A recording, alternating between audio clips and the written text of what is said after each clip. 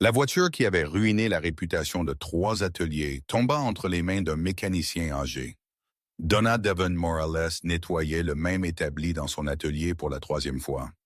Un geste mécanique qu'il répétait depuis 20 ans, depuis que les clients avaient cessé de venir. L'atelier, situé dans un coin tranquille du quartier d'Analo, ressemblait à un musée de l'oubli. Des outils rouillés pendaient à des murs. Des calendriers des décennies passées étaient superposés les uns sur les autres, et une couche de poussière recouvrait tout sauf ce banc que Don Esteban insistait à garder impeccable. Le rugissement d'un moteur malade brisa le silence de la rue. Esteban leva les yeux et vit une Volkswagen Belle bleu ciel de 1982 s'avancer en cahotant, crachant une colonne de fumée noire de son échappement. La voiture s'arrêta devant l'atelier avec un dernier gémissement métallique qui fit que plusieurs voisins sortirent leur tête de leurs fenêtres. Un homme d'une 40aine d'années sortit de la voiture, ses cheveux lissés en arrière et portant une chemise à manches courtes qui révélait des bras bronzés. Son expression était un mélange de désespoir et de méfiance. « Êtes-vous mécanicien ?» demanda l'homme, regardant le panneau usé qui était à peine lisible. « Toller Morales, depuis 1969. »« Je le suis, » répondit Esteban, séchant ses mains sur un chiffon qui avait autrefois été blanc. « De quoi avez-vous besoin? » Le nom de l'homme était Ricardo Sanchez et il était vendeur d'assurance. Au cours des 15 minutes suivantes, il raconta une histoire qui ressemblait à un cauchemar récurrent. 3 ateliers différents avaient essayé de réparer cette Volkswagen au cours des 4 derniers mois. Le premier Teller Gonzalez à Placa-Paquet avait remplacé tout le carburateur et facturé 12 000 pesos. Mais le problème empirait. Le second automatric d'Elva avait blâmé le système d'allumage, changeant les bougies, les câbles et la bobine, facturant 8 000 pesos de plus sans résultat. Les 3e mécaniciens spécialisés chez Ramirez avaient démonté la moitié du moteur, remplacé les joints et les bagues d'étanchéité, facturé 15 000 pesos et rendu la voiture en pire état. Ils m'ont tous dit la même chose à la fin, Ricardo continua, la frustration évidente dans sa voix. Que la voiture est maudite, qu'il est préférable de la vendre à la ferraille, qu'il ne vaut plus la peine d'y investir. Mais cette voiture appartenait à mon père. Il la conduisait pendant 30 ans sans un seul problème. Il est mort il y a 6 mois et j'ai promis, sa voix se brisa légèrement. J'ai promis d'en prendre soin. Esteban observa la Volkswagen avec des yeux plissés. Il connaissait ce modèle mieux que les lignes de sa propre main. Il avait travaillé à l'usine de Pueblo pendant 5 ans avant d'ouvrir son atelier. Il fit le tour du véhicule lentement, écoutant, observant, reniflant presque l'air autour du moteur.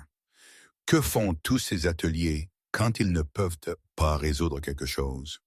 Esteban demanda, plus à lui-même qu'à Ricardo. Excusez-moi.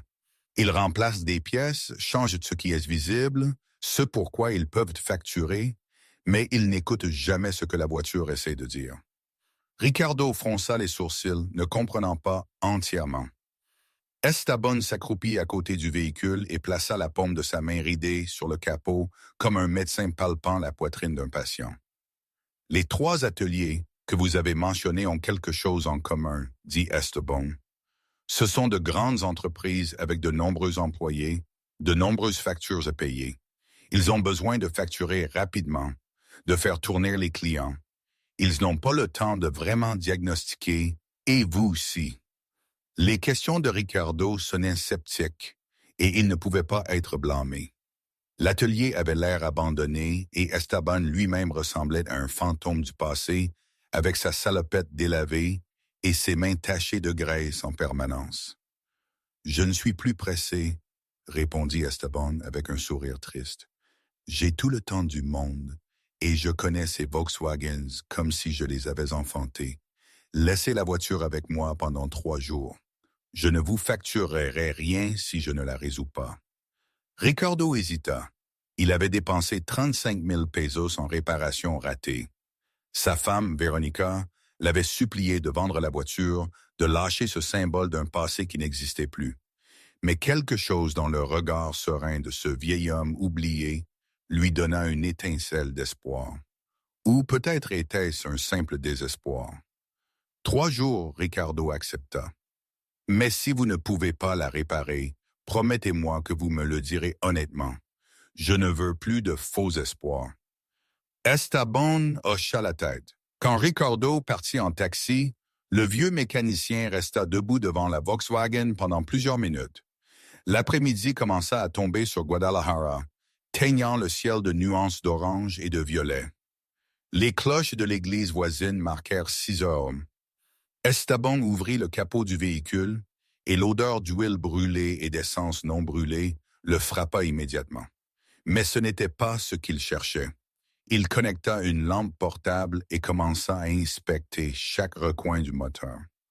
Pas avec la hâte d'une entreprise moderne, mais avec la patience d'un artisan qui connaît son métier. 2 heures plus tard, quand l'obscurité avait complètement enveloppé l'atelier, Esteban trouva quelque chose qui fit s'illuminer ses yeux. À la base du distributeur, presque invisible pour quiconque ne savait pas exactement où regarder, se trouvait une petite fissure. Pas dans le capuchon, pas dans le rotor, mais dans le logement du distributeur lui-même. Une pièce qu'aucun des 3 ateliers précédents n'avait envisagé de vérifier car elle était censée être indestructible. Cette fissure microscopique permettait à l'humidité d'entrer dans le système, provoquant des courts-circuits intermittents qui rendaient le moteur fou. Les symptômes changeaient en fonction de la météo, de la température, même de l'heure de la journée. C'était le type de panne qui exigeait non seulement des connaissances techniques, mais de l'intuition, de l'expérience et surtout du temps. Esteban sourit pour la première fois depuis des mois. Peut-être n'était-il pas si oublié après tout. Le premier rayon de soleil traversa les fenêtres sales de Tyler Morales à 6h30 du matin. Esteban était déjà réveillé depuis 2 heures, assis sur une chaise pliante en métal, regardant la Volkswagen bleue comme si c'était une arrivée dans une partie d'échecs. Il avait dormi à peine 4 heures, mais ses yeux brillaient d'une lucidité qu'il n'avait pas connue depuis des années. La nuit précédente, il avait confirmé son soupçon concernant le distributeur. Mais il savait que ce n'était pas le seul problème. Les 3 ateliers précédents avaient laissé une traînée de réparation bâclée qui compliquait maintenant la situation. Il démarra le moteur et la Volkswagen toussa, cracha de la fumée noire et finalement rugit avec ce son irrégulier qui faisait vibrer tout le corps. Esteban ferma les yeux et écouta. Pour lui, un moteur n'était pas simplement une machine. C'était une symphonie où chaque composant jouait sa propre note. Et dans cette symphonie, plusieurs instruments étaient désaccordés. À 9 heures du matin, une voix de femme interrompit sa concentration. Donna Esteban. C'était Lupita Hernandez, la propriétaire du restaurant du coin, une femme robuste d'une 50aine d'années qui portait toujours un tablier à imprimer floral. Dans ses mains, elle tenait une assiette couverte de papier d'aluminium. « Je vous ai apporté des chilis, dit Lupita. J'ai vu la lumière allumée dans l'atelier jusqu'à très tard hier soir. Travaillez-vous sur quelque chose d'important? » Esteban accepta l'assiette avec gratitude. Lupita était une des rares personnes du quartier qui le traitait encore avec respect, qui ne le voyait pas comme une relique du passé. « Une Volkswagen problématique, répondit-il. 3 ateliers y ont déjà renoncé. » Lupita s'approcha de la voiture et l'observa avec curiosité. Mon défunt mari en avait une exactement comme elle même année. Nous l'avons vendue quand il est tombé malade parce que nous avions besoin de l'argent pour les traitements. Parfois, je rêve encore que je la vois garée devant la maison. Il y avait une mélancolie dans sa voix qu'Esteban comprit parfaitement. Tous deux avaient perdu des choses importantes avec le passage du temps.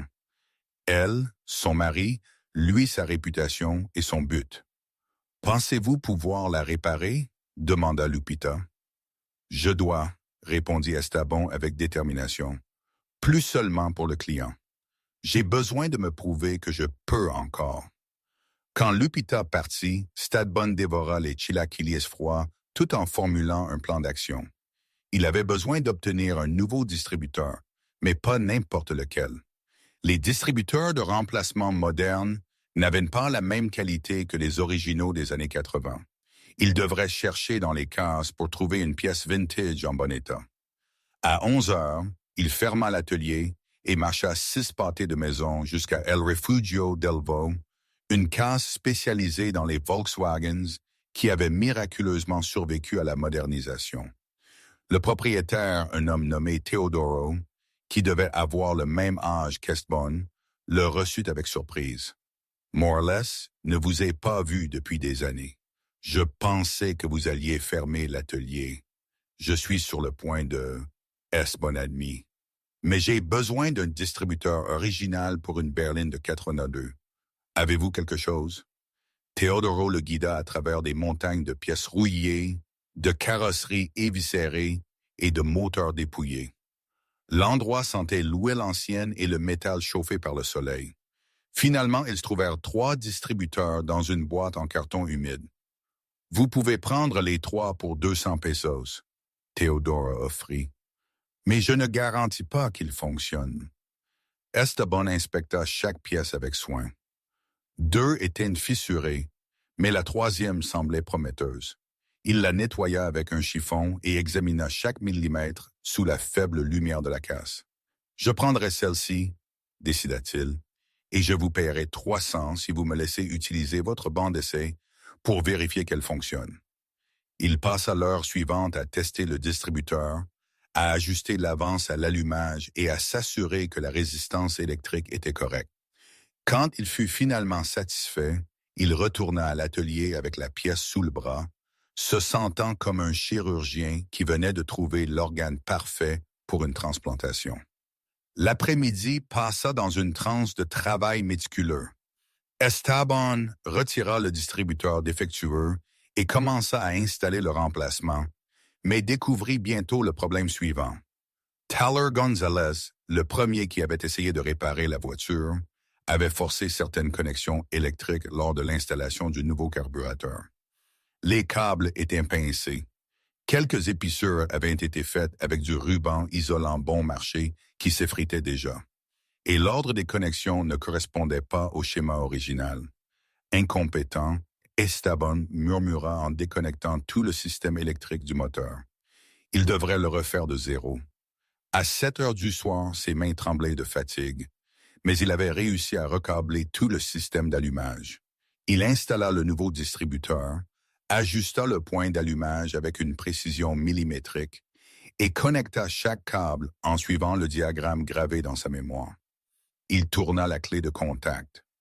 Le moteur démarra au 2e essai et le son était différent. Pas encore parfait, mais notablement meilleur. Le rythme irrégulier avait diminué. La fumée noire s'était réduite à une légère brume grise. Esteban sentit une vague de satisfaction, mais il savait qu'il n'avait pas encore fini. Le moteur tournait, oui, mais il y avait autre chose, un léger cognement dans la partie inférieure, presque imperceptible, indiquant un autre problème hérité des réparations précédentes. Il rampa sous la voiture avec une lampe frontale et examina le carter drill. C'était là. Tyler Ramirez, en remplaçant les joints, avait serré les boulons du carter drill de manière inégale, déformant légèrement la surface. Cela causa une petite fuite d'huile, ce qui à son tour fit fluctuer la pression du système de lubrification. Il serait nécessaire de retirer le carter drill, poncer la surface pour la niveler à nouveau et le réinstaller avec un nouveau joint, appliquant le couple exact à chaque vis. Un travail de précision qui nécessiterait au moins 6 heures de plus. Esteban rampa dessous la voiture et s'assit sur le sol de l'atelier, son dos appuyé contre le mur froid. Ses genoux protestaient, son dos brûlait, et ses mains arthritiques palpitaient à chaque battement de son cœur. Il avait 72 ans. Il n'était plus le jeune mécanicien qui pouvait travailler 18 heures d'affilée sans scier. Mais en regardant la Volkswagen bleue sous la lumière jaunâtre de la lampe de l'atelier, il sentit quelque chose qu'il n'avait pas ressenti depuis longtemps. Un but. Cette voiture était devenue plus qu'une simple couronne. C'était sa chance de prouver que la vraie connaissance, l'expérience accumulée sur des décennies, signifiait encore quelque chose dans un monde obsédé par la vitesse et l'efficacité. Demain, il continuerait. La Volkswagen lui avait donné une raison de sortir du lit et Esteban n'avait pas l'intention de la gaspiller. Le deuxième jour se leva avec une pluie légère qui transforma les rues de Guadalajara en miroirs sombres. Esteban était arrivé à l'atelier à 5 heures du matin. Incapable de dormir plus de 3 heures, la Volkswagen bleue l'attendait comme un patient sur une table d'opération et il ressentait la responsabilité d'un médecin face à un cas complexe. La tâche du jour était claire mais exigeante. Corriger le désastre que Taller Ramirez avait laissé sur le carter d'huile. Esteban souleva la voiture avec un cric hydraulique qu'il avait acheté en 1935 qui fonctionnait encore parfaitement, contrairement à de nombreux outils modernes qui duraient à peine quelques années. Il se glissa sous le véhicule avec un plateau métallique pour attraper l'huile et commença à desserrer les boulons du carter d'huile un par un. L'huile qui s'écoulait était plus foncée qu'elle ne devrait l'être avec des particules métalliques chatoyantes sous la lumière de sa lampe frontale. Preuve que le moteur avait tourné avec une mauvaise lubrification, usant les composants internes.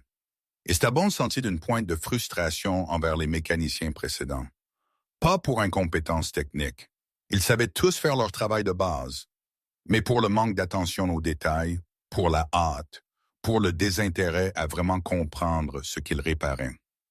Il retira le carter d'huile et le plaça sur son établi. La surface du plafond était clairement déformée avec des protubérances au point où les vis avaient été excessivement serrées. Il commença le processus méticuleux de ponçage de la surface, vérifiant constamment avec une règle métallique pour s'assurer que la planéité était parfaite. Ce travail ne pouvait pas être précipité. Un seul point haut ou bas causerait des fuites. Milieu de matinée pendant qu'il travaillait, il entendit des pas à l'entrée de l'atelier. Il leva les yeux et vit Ricardo Sanchez accompagné d'une femme grande aux cheveux bruns foncés, attachée en queue de cheval. Elle portait un jean et une blouse blanche et son expression était un scepticisme à peine déguisé. Don Esteban, Ricardo le salua. « Permettez-moi de vous présenter ma femme, Véronica. Nous passions à proximité et elle voulait voir les progrès. » Esteban s'essuya les mains et hocha la tête poliment. Véronica observa l'atelier avec un regard qui évaluait chaque fissure dans les murs, chaque outil rouillé, chaque vieux calendrier. Son langage corporel était clair. Elle ne faisait pas confiance à ce que ce vieil homme puisse réaliser ce que 3 ateliers modernes n'avaient pas réussi. « Comment va la voiture ?» demanda Ricardo, essayant d'avoir l'air décontracté, mais avec une anxiété évidente dans sa voix. « Elle avance, » répondit Esteban. « J'ai trouvé le problème principal. Le distributeur avait une fissure microscopique. Je l'ai remplacé hier, mais j'ai aussi découvert que les ateliers précédents avaient laissé d'autres problèmes. Je corrige le carter d'huile maintenant. » Veronica croisa les bras. « Et combien allez-vous facturer pour tout cela? Parce que nous avons déjà dépensé 35 000 pesos pour une voiture qui vaut au plus 40 000. » Esteban remarqua la tension entre le couple. Cette Volkswagen était clairement un point de conflit et dans leur mariage.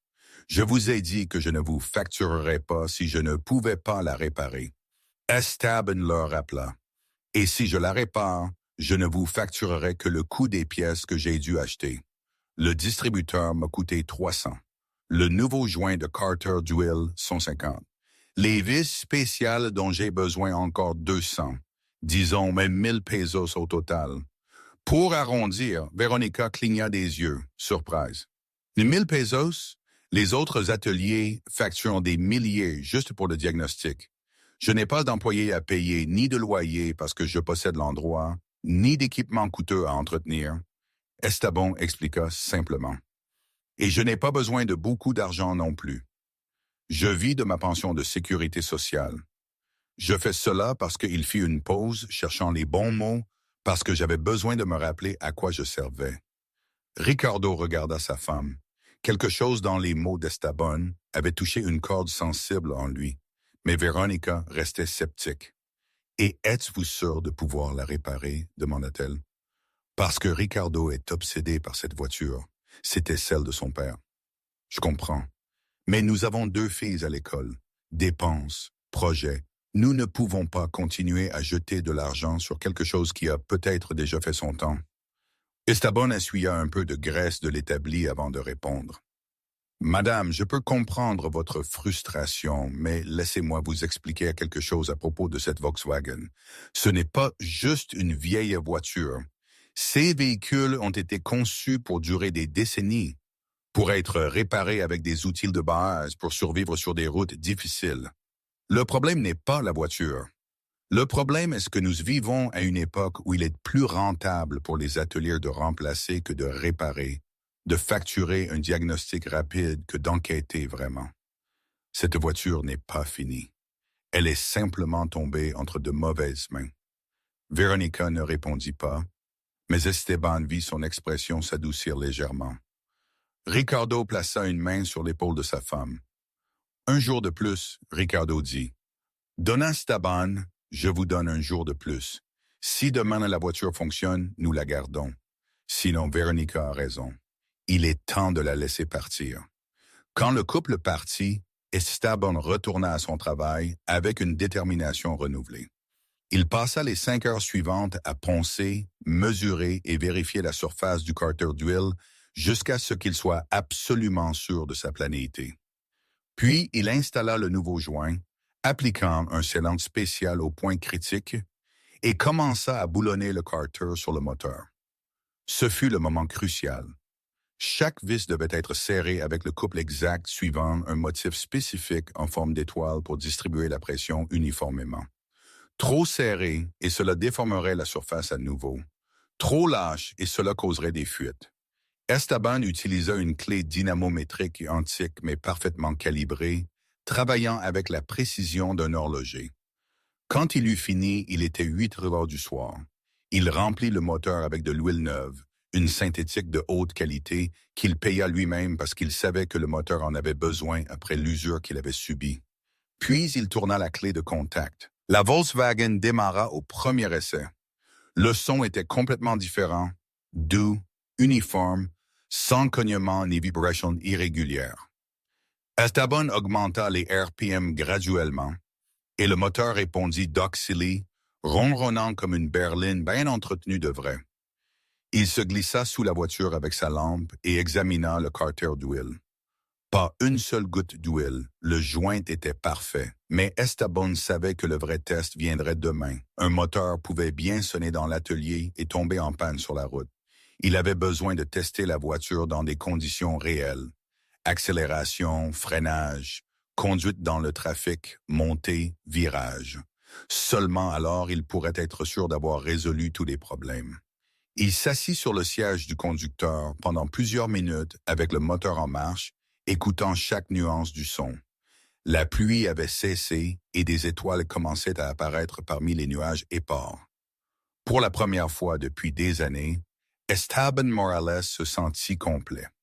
Peu importait si personne d'autre ne connaissait son nom, si son atelier était oublié, si le monde avait avancé sans lui.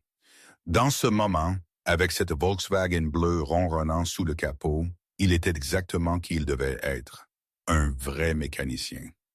Le 3e jour, Esteban se réveilla avant l'aube avec un mélange d'anticipation et de nervosité. Aujourd'hui serait le test définitif. La Volkswagen avait bien répondu dans l'atelier, mais la route révélerait tout problème caché qui pourrait rester. Il s'habilla rapidement, but un café noir réchauffé de la nuit précédente et marcha jusqu'à l'atelier alors que les rues de Guadalajara commençaient à se réveiller. La berline bleue l'attendait sous la faible lumière de l'aube. Esteban l'observa un long moment comme un artiste contemplant son œuvre avant de la présenter au monde. Puis il monta dans le véhicule, ajusta le rétroviseur JR et tourna la clé. Le moteur démarra instantanément avec ce son propre et sain que seul un moteur bien réglé peut produire. Il quitta l'atelier et conduisit vers l'avenue Il Zero Cardenas.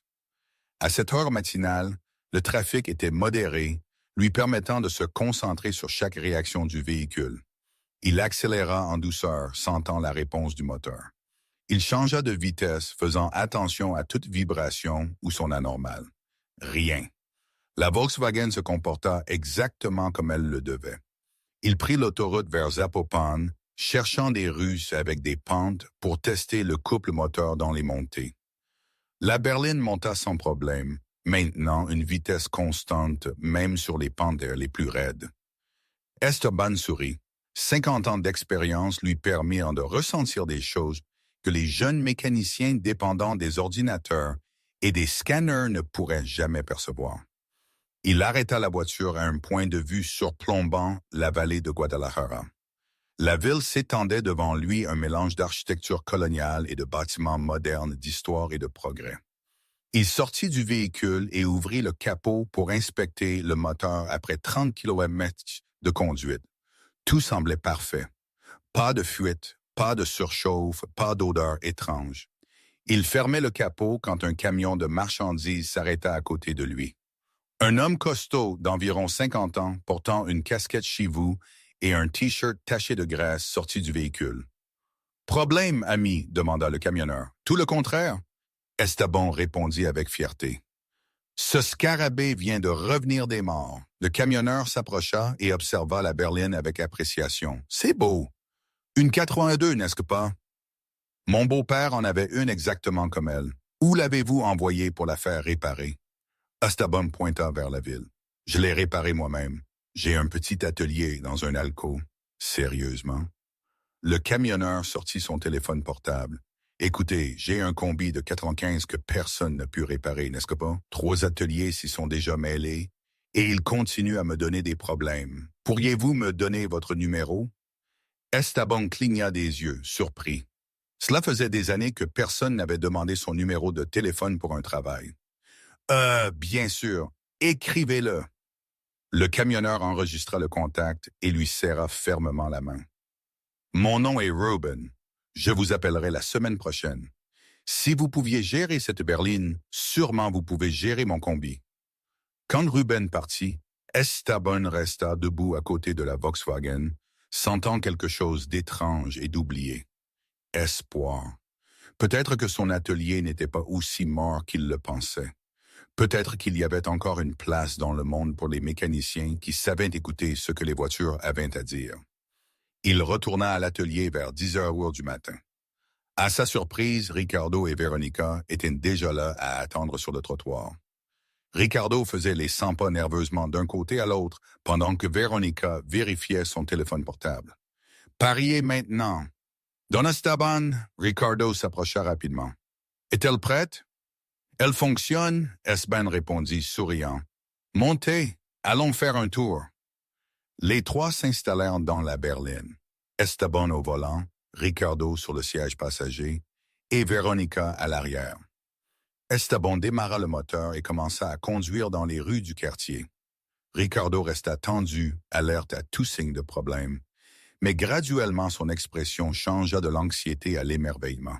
« Écoute, dit-il à Veronica, écoute comment ça sonne. » Le moteur purgeait en douceur sans aucune des irrégularités qui avaient tourmenté le véhicule pendant des mois. Esteban accéléra sur une ligne droite, puis break, prit un virage serré, monta une pente. La Volkswagen répondit parfaitement à chaque commande. Veronica, qui avait commencé le trajet avec scepticisme, regardait maintenant par la fenêtre avec une expression pensive. Quand Esteban arrêta la voiture, devant l'atelier 20 minutes plus tard, il y eut un moment de silence. « C'est comme avoir la voiture de papa de retour, » dit Ricardo, sa voix épaisse d'émotion, exactement comme je m'en souvenais avant que le problème ne commence. Esteban sortit du véhicule et ouvrit le capot pour leur montrer le travail effectué. Il montra chaque composant en expliquant, en termes simples, ce qu'il avait trouvé et comment il l'avait corrigé. Le distributeur avec la fissure, le système électrique mal câblé par le premier atelier, le carter d'huile déformé par le serrage incorrect des vis. Chaque problème séparément était mineur, mais ensemble, ils faisaient que le moteur se comportait de manière erratique imprévisiblement. Les autres ateliers y traitaient les symptômes, mais pas la cause. Ricardo hocha la tête, absorbant chaque mot. Véronica s'approcha et toucha le moteur avec curiosité, comme si elle voyait pour la première fois la vraie valeur de ce que son mari avait essayé de préserver. « Combien vous devons-nous? » demanda Ricardo. « 1000 pesos, Estabon répondit. L'huile synthétique que j'ai utilisée était un peu plus chère que je ne le pensais, mais le moteur en avait besoin. Ricardo sortit son portefeuille et en extrajou plusieurs billets. Il compta 3000 pesos et les tendit à Estabon. « C'est juste, dit-il fermement. Vous avez réalisé en 3 jours ce que 3 ateliers n'ont pas pu en 4 mois. Et plus important encore, vous avez ramené à la vie quelque chose qui signifiait beaucoup pour moi. » Estabon accepta l'argent avec gratitude, mais il savait qu'il avait reçu quelque chose de bien plus précieux que des pesos. La confirmation que sa connaissance importait encore, que l'expérience et la dédicace n'avaient pas été complètement remplacées par l'efficacité et la vitesse. Avant de partir, Véronica se tourna vers Estabon. « Pardonnez-moi de vous avoir douté, dit-elle. Sincèrement, parfois il est difficile de faire confiance quand vous avez déjà été déçu de nombreuses fois. » « Vous n'avez pas à vous excuser, Estabon répondit. La méfiance est sage quand elle a été gagnée. Je suis content d'avoir pu changer votre perspective. » Alors qu'il regardait la Volkswagen bleue s'éloigner, conduite doucement par Ricardo avec Véronica souriante sur le siège passager, Estabon sentit une profonde satisfaction. Il n'avait pas juste sauvé une voiture, il avait sauvé un souvenir, une connexion entre un père et un fils, un symbole de persévérance contre le découragement. Plus tard, Lupita apparut avec une assiette d'enchiladas. « J'ai vu le scarabée partir en courant, » commenta-t-elle. « Vous l'avez fait, je l'ai fait. » Estabon confirma. Lupita sourit largement. « J'ai toujours su que vous étiez encore le meilleur mécanicien du quartier. Vous aviez juste besoin de la chance de le prouver. » Cette nuit-là, en nettoyant ses outils et en balayant l'atelier, Estabon se sentit plus jeune qu'il ne l'avait été depuis des années. Son téléphone et son ancien appareil à boutons vibrèrent dans sa poche. C'était un message texte d'un numéro inconnu. « Je suis Ruben du point de vue. Mon combi peut passer lundi. Vous dites l'heure. » Estabon sourit et répondit « Lundi à 8 heures du matin. » Tyler Morales revenait à la vie. 3 semaines s'étaient écoulées depuis que la Volkswagen bleue avait quitté Tyler Morales réparé, et la vie d'Esteban avait changé de manière qu'il n'avait jamais imaginée. Le combi de Ruben se révéla être un autre cas de réparation bâclée par des ateliers de rouille. Estabon résolut le problème, un système de carburant encrassé par l'utilisation d'essence de basse qualité, et Ruben, reconnaissant, passa le mot parmi les transporteurs de la zone. Maintenant, un jeudi après-midi, Estabon avait 3 véhicules en attente de réparation. Un pick-up Nissan avec des problèmes de transmission, une Jetta 2005 qui surchauffait, et une autre berline Volkswagen, celle-ci de 1978, que sa propriétaire avait héritée de sa grand-mère. L'atelier n'était plus vide et silencieux. Il y avait des voix, du mouvement, de la vie. Estabon travaillait sur la Jetta quand il entendit des pas familiers. Il leva les yeux et vit Ricardo marcher vers lui. Mais cette fois-ci, il n'était pas seul. À côté de lui se trouvait un jeune homme d'environ 17 ans, mince aux cheveux courts et aux yeux qui montraient de la curiosité et une certaine timidité. Don Esteban, Ricardo salua. « Permettez-moi de vous présenter Damien, mon neveu. Il vient de finir le lycée et bien, il est intéressé par l'apprentissage de la mécanique automobile. » Le garçon tendit sa main avec respect. Estabon essuya la sienne sur sa salopette avant de la serrer. « Ravi de vous rencontrer, jeune homme. Mon oncle m'a dit ce que vous avez fait avec sa voiture, » Damien dit. « Et moi, j'ai toujours aimé les voitures, mais quand je suis allé demander dans les grands ateliers, ils m'ont dit que je devais d'abord étudier une carrière technique, payer des cours chers, et que sans expérience, personne ne m'embaucherait. C'est comme un cercle sans issue. » Ricardo plaça une main sur l'épaule de son neveu. « J'ai pensé que peut-être vous pourriez lui enseigner les bases. Damien est un bon garçon, responsable. Il a besoin d'une opportunité comme celle que vous avez donnée à la Volkswagen de mon père. Esteban observa le jeune homme un long moment. Il vit dans ses yeux quelque chose qu'il reconnut. La même faim d'apprendre qu'il avait ressentie il y a 50 ans quand il était adolescent, se faufilant dans les ateliers pour regarder les mécaniciens travailler. « Que savez-vous faire ?» Esteban demanda. Damien haussa les épaules. « Presque rien. Je sais changer un pneu, vérifier le niveau d'huile, mais je veux apprendre pour de vrai. Pas juste ces choses de base. Je veux comprendre comment fonctionne un moteur, pourquoi les voitures font certains bruits, comment diagnostiquer des problèmes. » Esteban hocha la tête lentement. « Avez-vous de la patience? Parce que la mécanique moderne est une question de vitesse, de remplacement rapide de pièces, mais la vraie mécanique exige de la patience, observation, écoute de ce que le véhicule vous dit. J'ai de la patience. » Damien l'assura. « Très bien, » Esteban décida. « Vous pouvez venir tous les jours après 2 heures de l'après-midi. Je ne peux pas vous payer, mais je vous apprendrai tout ce que je sais. Et quand vous apprendrez assez, les clients commenceront à vous payer pour votre travail. » Le visage de Damien s'illumina d'un sourire qui rappela à Esteban sa propre jeunesse. « Merci, Don Esteban, vous ne le regretterez pas. » Ricardo serra la main d'Esteban avec gratitude avant de partir. Quand ils furent seuls, Esteban emmena Damien à la Jeddah et expliqua le problème de surchauffe pendant que le garçon écoutait avec une attention absolue, posant des questions intelligentes. Les jours suivants établirent une routine. Damien arriva ponctuellement à Thuan, enfila une salopette empruntée trop grande pour lui et suivit Esteban comme une ombre, absorbant chaque explication, chaque démonstration. Esteban découvrit qu'il aimait enseigner, que transmettre ses connaissances lui donnait un sens à sa vie qu'il avait oublié exister. Les gens pensent que les mécaniciens ne font que réparer des voitures. Esteban lui dit un après-midi en enseignant à Damien à calibrer des valves. Mais en réalité, nous résolvons des problèmes. Chaque voiture qui entre ici est un mystère qui doit être déchiffré. Et pour le résoudre, vous avez besoin de connaissances techniques, oui, mais aussi d'intuition, d'expérience et de respect pour la machine. Une semaine après que Damien commença à travailler à l'atelier, la Volkswagen bleue de Ricardo revint. Esteban sentit un moment de panique.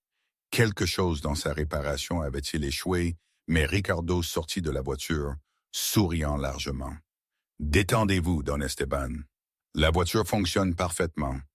Je suis venu parce que je voulais que vous rencontriez quelqu'un. » Du siège passager descendit un homme d'environ 35 ans, vêtu d'une chemise habillée et d'un jean.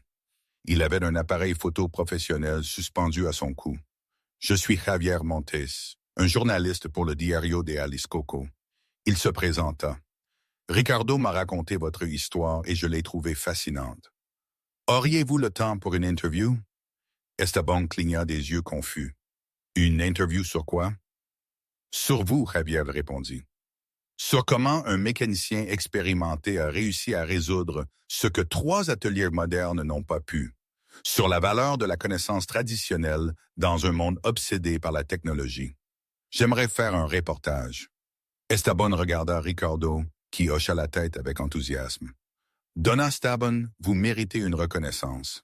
Les gens méritent de savoir qu'il y a encore des mécaniciens honnêtes qui se soucient vraiment de résoudre les problèmes au lieu de juste facturer des réparations inutiles. » L'interview dura 2 heures. Javier posa des questions sur la carrière d'Esteban, sur les changements dans l'industrie automobile, sur le cas de la Volkswagen.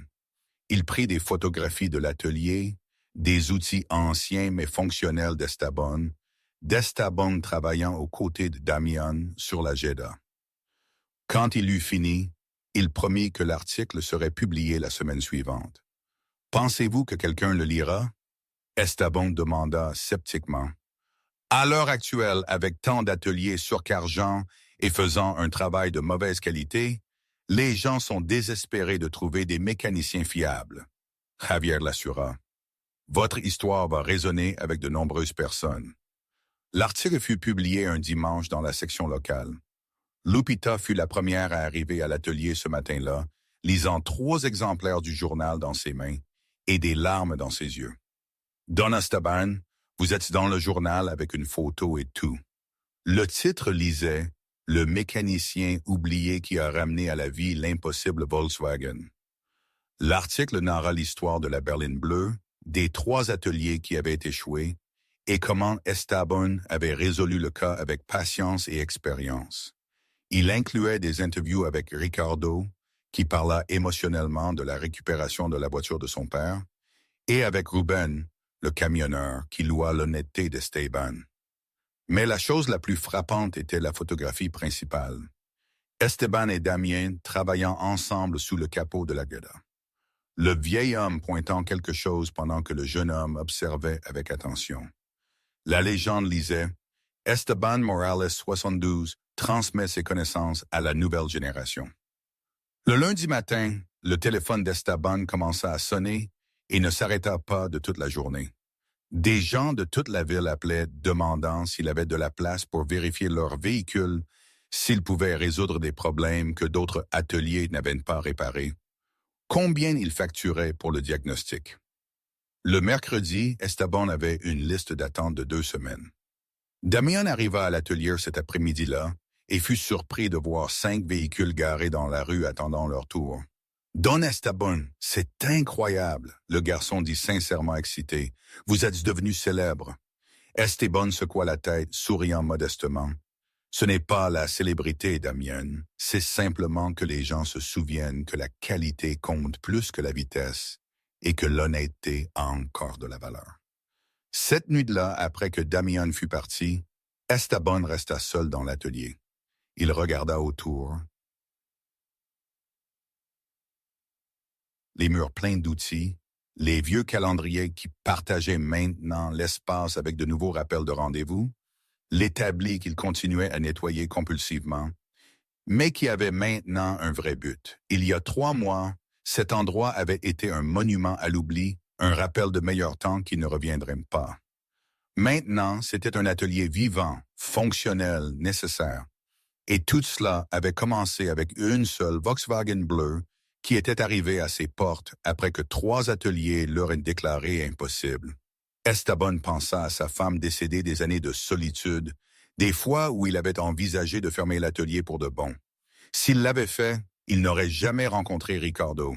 Il n'aurait jamais eu la chance de prouver qu'il valait encore quelque chose. Il n'aurait jamais trouvé Damien, un jeune homme avec une faim d'apprendre ce qu'Esteban valorisait le plus. Le jour suivant, vendredi, une autre surprise arriva. Un camion de messagerie s'arrêta devant l'atelier et un homme en sortit avec un grand colis. « Esteban Morales, c'est moi. Signez ici, s'il vous plaît. » Esteban signa, confus, et accepta le colis. À l'intérieur se trouvait un ensemble complet d'outils professionnels. Clés dynamométriques numériques, jeux de douille de nouvelle génération, lampes LED haute intensité, un multimètre numérique avancé. La note attachée lisait « Don Esteban, ma voiture est revenue à la vie grâce à vous. Ces outils sont ma façon de vous remercier de m'avoir appris que ce qui est précieux n'est pas toujours ce qui est nouveau ou rapide, mais ce qui est bien fait. Ricardo Sanchez. » Esteban toucha les nouveaux outils avec révérence, mais regarda ensuite ses vieilles clés, ses tournevis usés, sa lampe portable avec le cordon de raccordement. Ces vieux outils avaient bien servi pendant 50 ans. Les nouveaux seraient utiles, sans doute, mais ils ne remplaceraient pas l'essentiel, la connaissance, la patience, l'oreille entraînée à écouter ce qu'une machine avait à dire.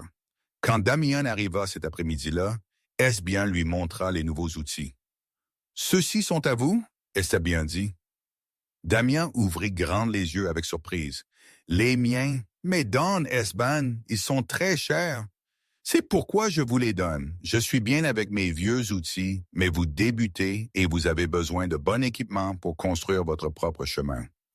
Apprenez à bien les utiliser.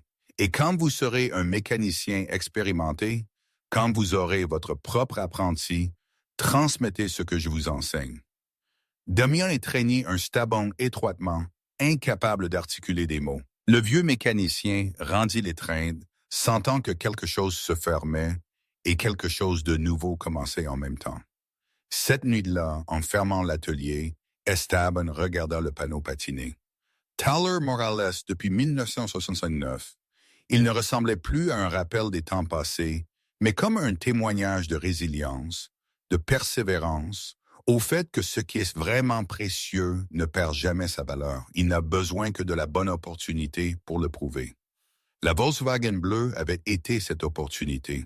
Et Esteban Morales, le mécanicien âgé oublié, avait prouvé que la vraie connaissance, acquise avec des décennies d'expérience et de dévouement, ne vieillit jamais. Les lumières de l'atelier s'éteignirent, mais quelque chose de nouveau avait commencé. Un héritage était en train d'être transmis. Une tradition continuerait. Et l'écho des moteurs bien réglés résonnerait pendant de nombreuses années encore à ce coin de Guadalajara, où la qualité importait encore plus